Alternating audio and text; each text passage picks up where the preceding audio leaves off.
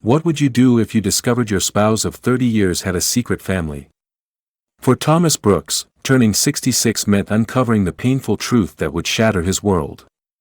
After a lifetime of sacrifice and silence, would he find the courage to walk away?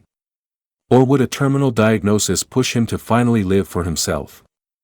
This heartbreaking story of betrayal, rebirth, and redemption will make you question, how much of yourself are you willing to sacrifice before you decide to live authentically? Subscribe now to follow Thomas's extraordinary journey from invisible caretaker to a man truly alive. After 30 years of marriage, I thought I'd held our family together until the day I found out my wife had a 31-year-old secret son. I said nothing. I quietly gathered the evidence and waited. At the family gathering, I exposed everything. They spent decades putting on a show. I only needed 1 minute to bring the whole performance crashing down. My name is Thomas Brooks. I'm a grandfather, a father, and today I turned 66. Coincidentally, it's also my grandson Mason's first day of 3rd grade. I spent the entire afternoon in the kitchen preparing a big family dinner. Roast beef with Yorkshire pudding, garlic mashed potatoes, glazed carrots and apple pie for dessert. Every dish was something they all loved. When my son Brian brought Mason home from school, he was carrying a cake box. My heart lifted slightly. Perhaps they remembered after all. Once my wife Eleanor and my daughter-in-law Melissa got home from work, the whole family sat down around the dining table. "You'd better thank Grandpa," Melissa said cheerfully to Mason. "He made all this just for your back-to-school celebration." Eleanor frowned and snapped at me. "You cooked all this and didn't even think to get some wine?" Brian quickly stepped in. "Mum, let's not start tonight, okay?" He placed the cake in the center of the table with a smile. "Come on, let's do cake and candles first." Eleanor's comment stung, but seeing Brian's grin helped ease the bitterness in my chest. I joined him in opening the cake box, but when the lid came off, I froze. The cake read, "Congratulations, Mason," in blue frosting. That was it. No hint of my birthday. I'd reminded Brian just days ago that my birthday coincided with Mason's school milestone. I told him I was hoping for a proper celebration this time. "Dad, what are you doing? Where's the lighter?" Brian called out. "Help me find it so Mason can make a wish." "Did you go deaf?" Eleanor barked. "He asked you to grab the lighter. What are you standing there for?" I swallowed the ache in my chest and forced a smile. "Brian," I said softly, "aside from Mason's big day, do you remember what else today is?" He furrowed his brow, confused. "What do you mean, Dad?" "She's always got to make things complicated," Eleanor growled. "Just get the damn lighter." I glanced at Mason, then said nothing more. There was no use turning this into a scene, not in front of the boy. I walked into the kitchen, grabbed the lighter and handed it to Brian, watching him light the candles as everyone else laughed and chatted. Everyone except me. Dinner had barely started when Mason's fork slipped off the table. "Grandpa!" I dropped my fork. "Go get me another one!" he shouted. For the first time, I didn't spring to my feet. I stayed seated, my tone calm. "Mason, you can do that yourself." Mason frowned and kicked his mother's chair. "Mom, Grandpa won't get my fork." Melissa gently tried to calm him, then turned to me with a sweet smile. "Thomas, where do you keep the extra silverware? I'll grab one for him." Eleanor shot me a glare. "Go get him a fork." Brian reached out to stop Melissa. "Mum will take care of it," he said, casting a pointed look my way. I stood up, but I didn't head to the kitchen. Instead, I walked straight into our bedroom and began packing my clothes and gathering bank statements. The money in those accounts came from the photography business I'd built over decades. Wedding portraits, family photos, local events. Money Eleanor knew nothing about. Eleanor contributed little to our family. Her paycheck was modest, and what she earned mostly disappeared during ladies' nights out with friends. After Brian was born, I cut back on my professional photography, becoming the primary caregiver, while still working around Brian's schedule. But Eleanor always complained I spent too much, as if every dollar I used was a burden. After hearing it one too many times, I stopped asking and instead expanded my photography business, building a decent nest egg she never knew existed. Back then, I already thought about leaving, but I didn't want Brian growing up in a broken home. I'd been raised to believe that divorce was shameful, that it would hurt the family and scar the children. So I endured Eleanor's cold indifference, her mother's endless criticism, and put on a brave face. I told myself I had to hold on for Brian for the sake of giving him a whole family. And so I did, for 30 years. But how many 30 years does a person get in a lifetime? I wiped the tears from the corners of my eyes, grabbed my suitcase, and stepped back into the living room, still echoing with laughter, as if nothing had happened. Mason already had a new fork in his hands. Eleanor was nursing a glass of wine, completely ignoring my presence. The sight made my heart sink even deeper. I've always hated how alcohol changes her, making her loud, dismissive, sometimes even cruel. Yet Brian knows exactly what his mother becomes when she drinks, so why does he keep buying her wine? Maybe ever since he moved into that big 3-bedroom house I helped him buy in that nice suburban neighborhood, he's forgotten what it's like to live with someone like her. Or maybe he never really understood because he was never the one left behind to clean up the emotional wreckage. I stood by their dining table, eyes locked on Eleanor. "I want a divorce," I said, my voice steady. "I've had enough of this life." The room fell silent. Just moments ago, it had been filled with laughter. Now it was cut clean like a blade through air. Eleanor exploded first. She slammed her glass down so hard wine splashed onto the tablecloth. "Have you lost your mind? You're 66, and you want a divorce now?" Brian jumped up too. "Dad, what are you talking about? We're all just trying to enjoy dinner here. Why ruin everything?" Melissa clutched Mason protectively, her expression unreadable as she watched the scene unfold like it was nothing more than entertainment. I let out a quiet laugh, cold and hollow. So this is what it's come to? Decades in this house, and I'm still the most dispensable one in it. "I'll be staying at a hotel tonight," I continued calmly. "Tomorrow morning, you're coming with me to sign the divorce papers, Eleanor." Eleanor's face twisted with rage. "I'm not agreeing to this nonsense. Are you insane? You want to tear this family apart? Aren't you ashamed of what people will say?" Brian immediately sided with her. "Mum's right. Come on, Dad. You're both too old for this. What would people think if you split up now?" Eleanor, seeing Brian take her side, smugly poured herself another glass of wine and knocked it back like a queen on her throne. That arrogant, dismissive look made my chest tighten with fury. Brian must have seen the fire in my eyes. He hurried to intervene. "Dad, you're not seriously doing this just because Mom had a few drinks tonight, are you? Look, I'll stay here tonight and keep an eye on her if she acts out. Let's just finish dinner, all right? Whatever's bothering you, we'll fix it. Just don't bring up divorce again. Anything but that. Anything but that." That's all my son had ever offered. Empty reassurances, hollow promises. Never once had he truly stood up for me. I gave him a faint, bitter smile. "Brian, tell me something. Do you even remember what day today is?"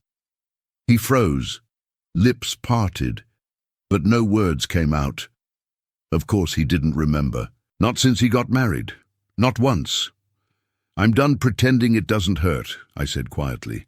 "I'm done sacrificing myself for a family that never saw me. At 66, with nothing but a terminal diagnosis giving me 6 months to live, I finally understand. If I don't live for myself now, when will I ever?" I left them behind, dragging my suitcase toward the door. That's when Melissa suddenly stepped in front of me, pulling Mason with her like a human shield. "Thomas, come on. she said gently, her voice soft and polished as ever, a pleasant smile still pinned to her lips. "We're family. Every family has its little rough patches. Why don't we just sit down and talk things through?" Then she leaned in close, her voice dropping to a whisper by my ear. "Didn't we agree not to bring up divorce again?" I stepped back, putting distance between us. "Well, I've changed my mind. Is that a problem? After I divorce Eleanor, I don't want any of you contacting me again. This time, I meant it. I was done. I wasn't just leaving Eleanor. I was cutting ties with every last one of them. What do you mean, none of us?" Brian's voice rang out as he rushed over to block the doorway. "Dad, what the hell is going on? What do you mean you changed your mind about what?" "What it sounds like," I said calmly. "If you're struggling to understand, maybe your wife can explain it to you. Now step aside. I'm leaving." "Thomas, you can't just walk out." Melissa suddenly grabbed my arm, clutching it as tears began to stream down her face with perfect timing. "What about Mason? Who's going to look after him now? What about his after-school activities? Don't you care? He's your grandson, the one you helped raise, your precious little boy. Can you really walk away from him?" Her words were carefully chosen, delivered with the perfect mix of emotion and manipulation. But to me, it was all absurd. So absurd I couldn't help but laugh coldly. Seeing that, Melissa seemed to think she'd struck a chord. She kept going, her voice sweet and coaxing. "You care about him, don't you, Thomas? And honestly, Brian and I need you. We really do. If it weren't for you keeping the house in order, taking care of Mason, handling everything behind the scenes, well, let's be honest, Brian's not exactly a natural homemaker." She glanced over at Brian with a smile, then leaned in again, whispering, "You know, every time my mother visits, she always praises Brian for being such a responsible father. She tells me I married the right man." She chuckled softly. "Of course, she doesn't know it's all you. You're the one holding everything together. You've given Brian a good reputation, and I know that must feel good, right? When people praise him, deep down, they're really praising you." "Have you said enough?" I cut her off, my voice sharp and icy. "Can you just shut up already?" Melissa froze, stunned, like she was seeing a different person for the first time. "What are you staring at?" I snapped. "Never seen me angry before? What about Mason? Isn't he your son? Isn't it your responsibility to raise him?" I shook my head in disgust. "You can't live without me. You're both in your 30s, still not weaned. Now get your hands off me. I've watched you play this perfect daughter-in-law act for years. Aren't you tired? Because I sure as hell am. Starting today, I'm done. I'm no one's father, no one's grandfather, and definitely no one's husband. From now on, I live for me." When she still didn't let go, I shoved her aside. Mason saw me push his mom and immediately lunged forward, giving me a hard shove in return. "Grandpa, how dare you touch my mum? Do it again and see what happens." Brian rushed in to shield Melissa, then turned on me, his voice shaking with rage. "Dad, you've crossed the line. You need to apologize to my wife." Eleanor stood up too, joining the chorus of outrage. The three of them closed in, yelling, accusing, crying. Chaos filled the room like an explosion. And yet somehow, I still hadn't expected it to hurt this much. I'd always known what kind of people they were deep down, but seeing them bare their true faces like this, seeing just how quickly love could turn into judgment and blame, still brought tears to my eyes. These were the people I had spent my whole life caring for. All I wanted was to live for myself just once. Why did that have to be so hard? If they wouldn't let me walk away in peace, then fine. No one gets to walk away untouched. "All right, everyone calm down." I held up my hands, voice measured and controlled. "I'll apologize." I turned toward Melissa and gave a small, polite bow. "I'm sorry, Melissa. I shouldn't have pushed you. I apologize for my behavior." She froze, clearly thrown off by my sudden shift, but recovered quickly, casting a quick glance at Brian before offering me a teary smile. "It's okay. I'm not upset." I looked at Brian and Mason. What do you think? Was my apology good enough? Do I deserve forgiveness? Mason gave a small nod. Brian looked awkward. Dad, it's just an apology. No need to be so formal. I nodded slightly. So then, would you agree that when someone does something wrong, they should apologize? Brian hesitated, his eyes flicking toward Melissa as if searching for a cue before finally nodding. Yeah, of course. If you do something wrong, you should apologize. Good, I said, letting out a cold laugh. That's all I needed to hear. I grabbed my suitcase and shoved it aside near the door, then turned and calmly walked back into the living room. I pulled a chair over and sat down right in the center of the chaos. Let's talk about your mother, I said coolly. Brian frowned, confused. Eleanor's expression shifted instantly, nervous and guarded. You know, I said, cutting straight to the point, your mother has another family.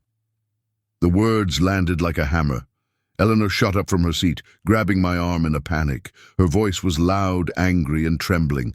What the hell are you talking about? Are you out of your mind saying this in front of Mason? Dad, let him finish, Brian said firmly, stepping between us, surprisingly taking my side for once. Eleanor's face turned red. Brian, he's making things up. You know what kind of man your father is. I yanked my arm free and stepped back. Am I making it up? Ask Melissa. She was with me when I found out. All eyes turned to Melissa. Well, I asked, tell them. Am I lying? Silence crashed over the room. For the first time all night, everything was still. Melissa stared at the floor, seconds ticking by like hours before she finally mumbled, barely audible, I don't know. Maybe Thomas was just upset and said something he didn't mean. I let out a dry, bitter laugh and continued.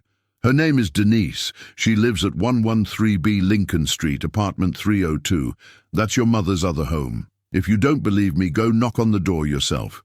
I paused, then added casually, oh, and be polite when you do. The one who opens the door might be your brother. He's 31, just a year older than you. He's married, has a little daughter. So that means, besides Mason, your mother also has a granddaughter. None of this would have come to light without Joseph Carter. My so-called best friend was the one who first stumbled upon Eleanor with another man. He followed them discreetly, did his own little investigation, and within a few days sent me a detailed file complete with photos, the woman's background, and even the exact address of their little love nest. But what Joseph didn't know was that the day before he sent me that file, I had already seen it with my own eyes. That afternoon, I was at the grocery store, pushing a cart overflowing with household essentials. I was hot, sweaty, and aching from lugging everything around, just waiting my turn at the checkout line when I saw her, Eleanor. There she was, not 20 feet away, walking alongside a man about my age. He was carrying several large shopping bags, following closely behind her like a doting husband. The man had silver-grey hair, well-groomed, walking with the confident air of someone without a care in the world. In his other hand, he held a little girl's hand, probably the same age as Mason. The girl bounced along cheerfully ahead of them, giggling and looking back now and then. "Grandma!" she called out sweetly to Eleanor. Then she turned toward the man, beaming. "Grandpa!" A happy family. Picture perfect. Warm, wholesome, idyllic. Meanwhile, I was sweating through my shirt, dragging a heavy cart, my fingers swollen and sore from carrying everything on my own. I stood frozen in place, staring at my wife as she basked in domestic bliss with another family. Her face was soft, gentle, in a way I hadn't seen in decades. The woman who barely spoke to me at home, who treated our family like an obligation, was now playing the role of the devoted wife, the caring mother, the loving grandmother. My hands went numb. The cart slipped from my grasp and clattered to the floor. Apples and oranges rolled everywhere. I snapped. I stormed toward her, fire boiling in my veins. "Eleanor!" I roared, grabbing her by the arm. She looked like she'd seen a ghost, completely pale, stunned, speechless. Her new little family froze in place. The girl shrank behind the man, clearly frightened, while he clutched Eleanor's other arm, trying to pull her away. But I wasn't letting her go. Years of silent resentment erupted in that one moment. "What the hell is this?" I shouted. "What have you been doing all these years? Where has our money gone? You owe me an answer." People stopped and stared. Shoppers paused their carts, whispering behind their hands. Some even started recording on their phones. I didn't care anymore. All those years I swallowed my pride, bit my tongue, told myself to keep the peace. For what? To be replaced like some worn-out appliance? To watch her live the life she denied me? I wasn't going to be silent anymore. I was going to make sure the truth came out, and I didn't care who saw it. We were still arguing in the middle of the store when, by some cruel twist of timing, Melissa showed up after work and spotted the entire scene unfolding. She rushed over, trying to pull me away, trying to calm me down, but it was too late. The curtain had already fallen. There was no taking it back. The truth was out, and no one could pretend anymore. That night, we sat in the living room, and I finally learned the whole truth. It turned out that the year Eleanor was pregnant with Brian, she had already started seeing that man. It turned out that every time she vanished for a few days after drinking, she wasn't visiting her sister like she claimed. She was simply going back to their home. It turned out most of the money she earned over the years didn't go into our household at all. It went into building a life with them. As I listened to revelation after revelation, each, it turned out, felt more absurd than the last. But the most laughable part? That woman, Denise, knew about me from the very beginning. She knew Eleanor and I were together, knew we were planning to get married. She just didn't care. The doctor said I had 6 months to live, and after walking away from my family, I'd done everything I ever wanted to do. I truly thought I was ready for death. I had no regrets left. I'd made peace with the end. But then death didn't come.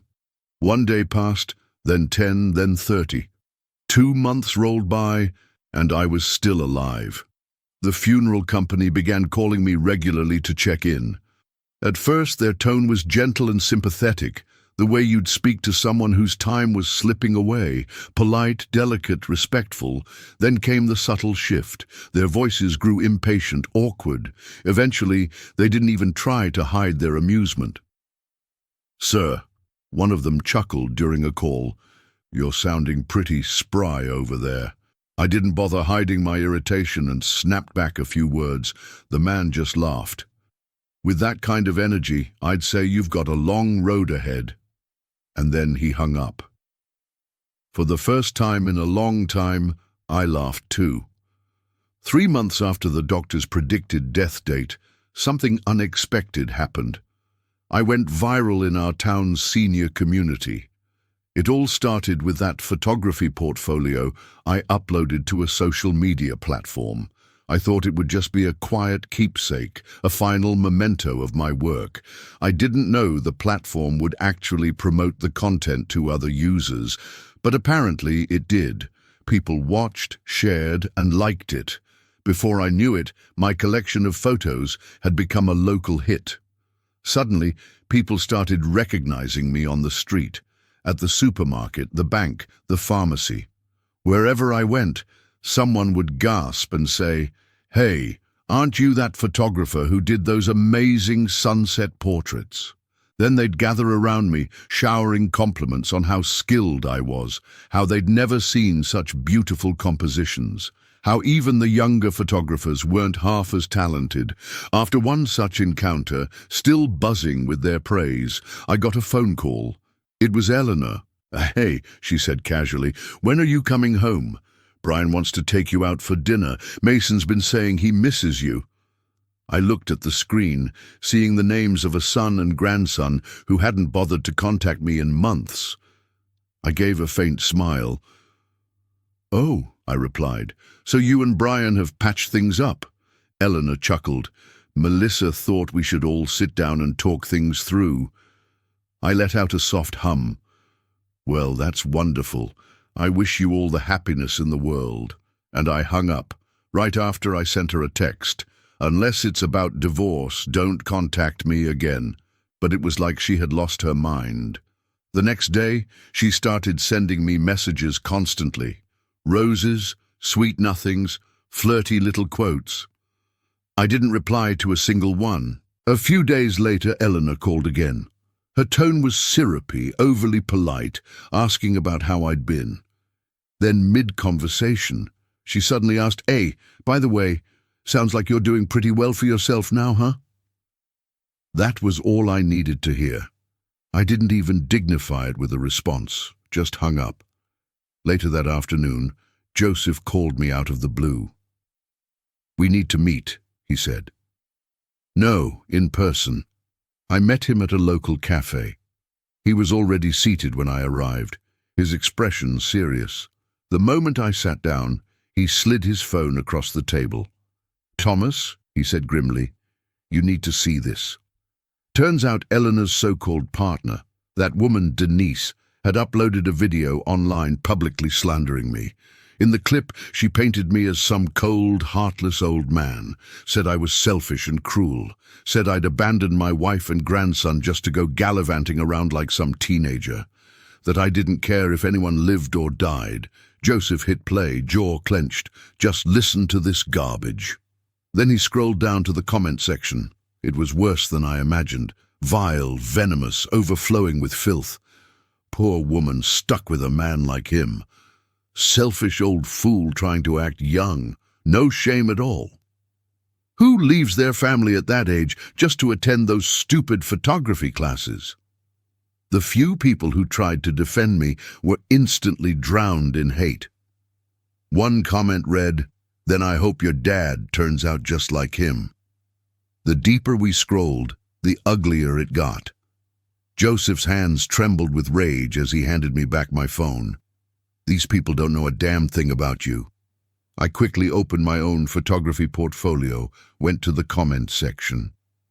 At the bottom, there were still a few warm words, praise, encouragement, people cheering me on. But the further up I scrolled, the same hate had spilled over. People who'd followed the link from Denise's smear campaign, now using my post to spit their venom. "She's the one who should be sued," I snapped, my hands shaking with fury. "She's the real homewrecker. I'm going to press charges." I stood up so fast my chair nearly tipped. "I'm coming with you," Joseph said firmly, rising beside me.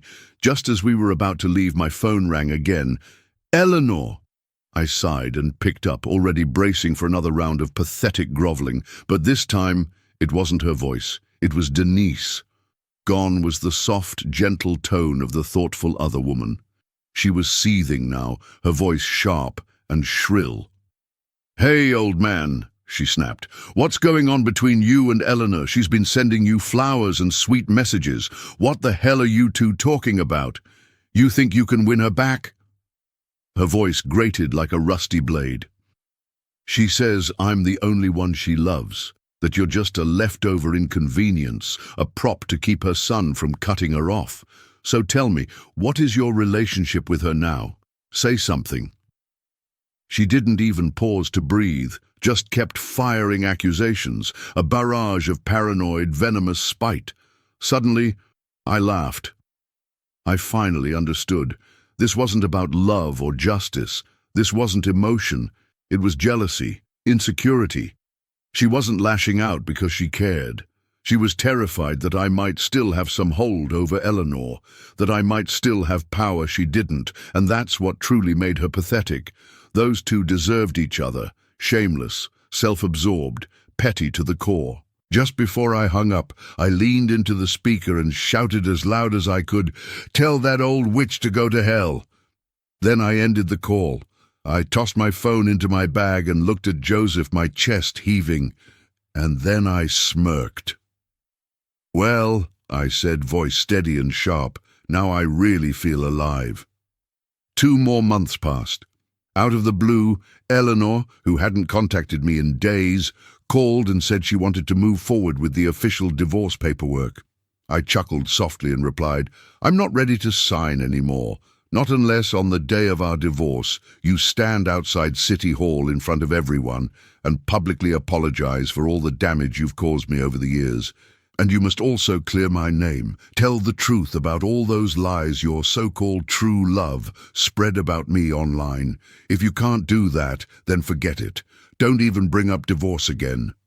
She lost her temper immediately, cursed at me, and slammed down the phone. I stared at the screen as the call disconnected, and my smile only deepened. That's fine. She'd come crawling back soon enough because my plan had already been set in motion. Quietly, carefully, and not a single one of them had any idea what was coming. Sure enough, 2 days later, she called again. This time her voice was frantic and full of urgency. She agreed to everything. That's when I knew the time had come. Time to settle the score. Using the information Joseph had gathered for me, I found Denise's contact number. I sent her a simple message. "Tomorrow, 3 p.m., meet me at City Hall.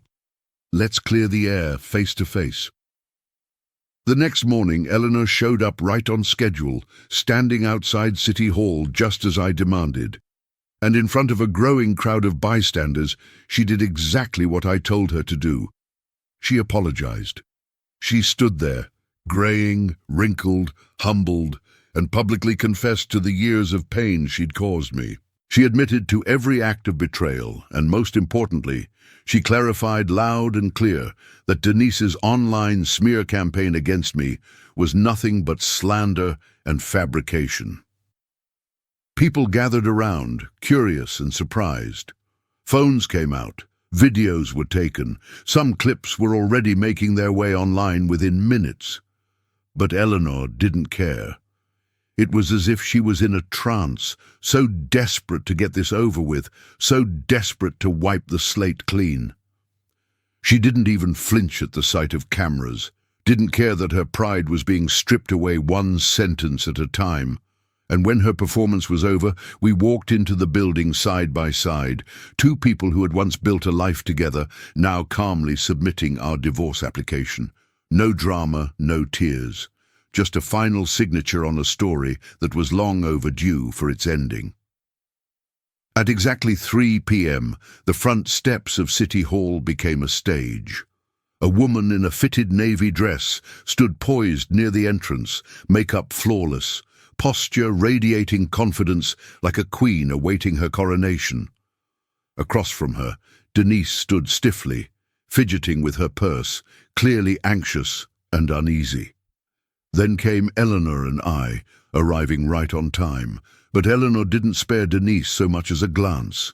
Without hesitation, she walked straight toward the woman in navy and took her hand in hers with practiced ease and cold certainty. Denise's face went ghost white. Then, like something snapped in her mind, she lunged at Eleanor, grabbing her arm in desperation.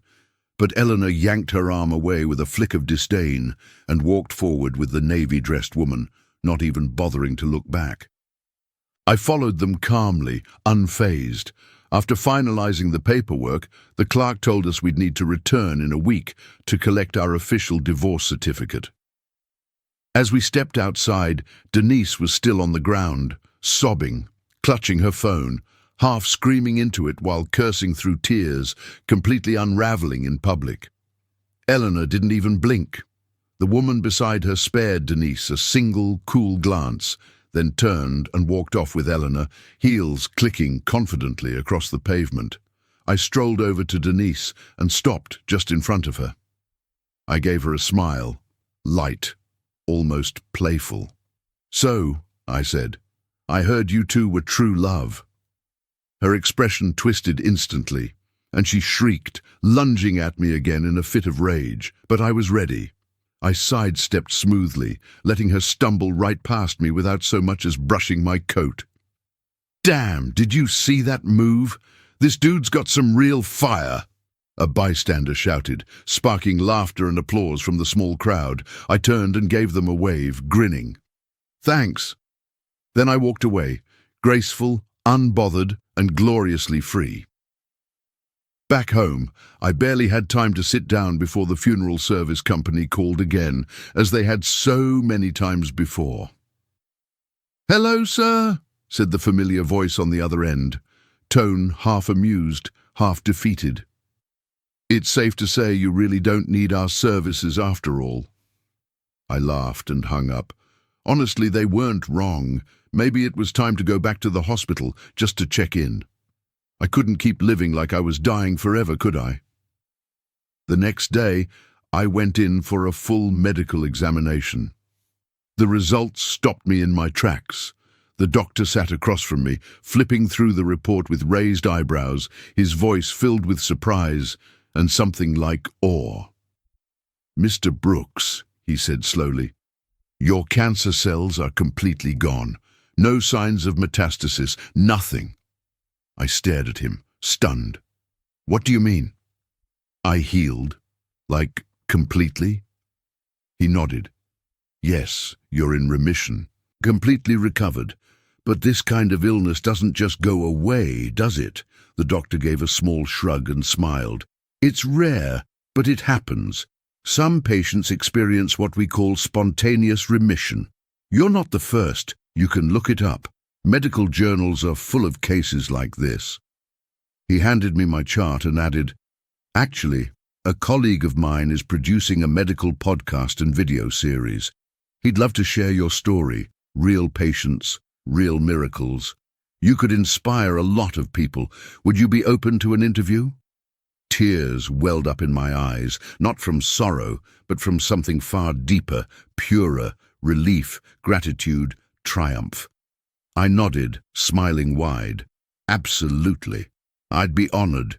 If my story gives even one person hope, then it's worth it." A week later, Eleanor and I officially collected our divorce certificate. From that moment on, there was no longer any legal or emotional bond between us. That afternoon, the woman who had appeared at City Hall with Eleanor came to see me privately.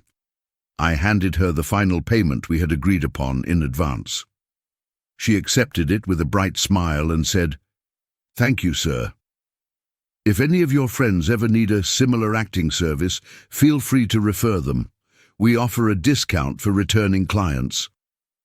Later, I heard that Denise had gone into a full-blown frenzy trying to find this mysterious woman. She put up missing person flyers all over town, but of course she never found her.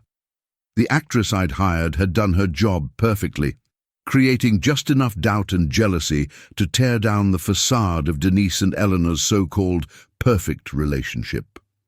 A year passed and I became something of a local celebrity, the cancer-surviving photographer who reinvented himself at 66. It didn't take long for me to build a small following. People online started calling me Cool Thomas, and somehow the name stuck. Eventually, I partnered with another photographer to start a small business focused on teaching photography to seniors. My partner treated me with genuine respect, managed day-to-day operations, constantly checked on my health, and cared for me like family. Everything was moving steadily forward. Life was bright, vibrant, full of possibility. Then one day, someone from the past came knocking, Melissa. She hadn't contacted me in ages, and when she sat down across from me, she looked like a shadow of the woman I used to know. Gone was the polished, always smiling daughter-in-law. In her place was a worn-out, tired woman with hollow eyes and a heavy heart. She sat quietly for a while before speaking. "Thomas," she said softly, "I want to talk." I said nothing, just watched her. I want to apologize," she murmured, wringing her fingers nervously. "I was naive, selfish. I thought as long as I was comfortable, nothing else mattered. I never realized just how much you'd been carrying all these years." She kept going, her voice cracking a little. "All this time, I thought I was a victim too. But now I see I was part of the harm. I was part of what hurt you, and now I'm living the life you once had, carrying everything alone. Brian, he's drinking a lot, shutting down. avoiding everything. He's turning into his mother. Her eyes filled with tears. I finally understand. Leaving wasn't selfish. It was brave. I sat there quietly for a long moment, then finally spoke. You finally understand. Melissa nodded. Yes, I really do. I stood, walked over to her, and handed her a tissue. You're finally the Melissa I always hoped to meet, I said gently. We looked at each other and smiled. In that moment there was no revenge, no bitterness, no grudge, only peace, only closure. A little over a month later, Brian came to see me. He started with an awkward attempt to ask about my old illness, offering some half-hearted concern before slowly shifting the conversation toward his own life. That's when I learned he was divorced. He sat across from me, visibly uneasy, fidgeting with his hands like a child unsure of his place. Dad, he said, voice low, I know there were a lot of misunderstandings between us. I'm sorry. I gave him a gentle smile. When I was younger, I used to think that enduring for others was a form of kindness, but I've come to understand that real kindness is loving yourself and not making others pay for your own cowardice. I hope someday you'll truly understand my decision. He lowered his head and sighed. I continued. Brian, you're not a bad person. You've just never really grown up. You're not your mother, sweetheart, and you never have to be. But now you need to step up. You have responsibilities. Your son and your family need you. He looked up at me, eyes slightly misty. I stood, walked over, and pulled him into a hug. And in that moment, I forgave him. Now life has settled into a rhythm again, only this time my heart is steadier than ever. I still teach photography every day, leading workshops for seniors who've waited their entire lives to pursue their passions. They call me their vision coach, and I jokingly call them the extended version of my youth. The business is running smoothly. I've stepped back from day-to-day operations, handing over more responsibility to the younger team. I've chosen instead to spend more time on myself. I've started learning Spanish and picked up woodworking. I'm planning a trip to Europe next year to photograph the Gothic cathedrals of France, to capture the morning mist over the Swiss Alps, to document the vibrant street life of Barcelona. I've also joined a senior community outreach group, volunteering at nursing homes, teaching basic photography to elders who had long felt forgotten. Watching their eyes light up when they capture their first perfect image, watching them rediscover their presence in the world. It's a feeling beyond words. I often find myself standing in front of the mirror, tracing the lines time has etched into my face. But I no longer see flaws. I see stories, I see strength. Every wrinkle is a scar of survival, a reminder of everything I've fought through and grown from. I often say I spent most of my life trying to please others, and now, in the time I have left, I'm finally learning how to love myself. Because the answer to life was never just endure it, it's live it as yourself. I used to think growing old meant fading away, giving up, stepping back, being quiet. But now I know even in life's second act, there are still endless roads worth walking, stories worth telling, photographs worth taking. I was once shackled by fate, but I found my own way to break free. I was once wounded by family, but I've learned how to forgive selectively and consciously. I once believed my life was nearing its end, but really, that was just the beginning of finally living. There are still so many days waiting for me, days to create, to explore, to live fiercely and fully.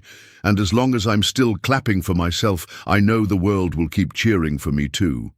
This time, I've truly stepped into my own light. I am Thomas. I am no one's shadow, no one's possession. I am simply unapologetically me, and I love the man I've become. Dear friend, everyone deserves to live authentically, regardless of age. Too often our elders sacrifice their happiness to meet others' expectations, trapped in toxic relationships out of duty or fear. Remember, it's never too late to choose yourself. Your life belongs to you at every stage, 20, 40, 60 or beyond. Let Thomas's story inspire you to live courageously and authentically, today and always. If this message resonated with you, please like this video and subscribe to our channel for more stories that celebrate the power of self-discovery at any age. Your second act might just be your most beautiful one.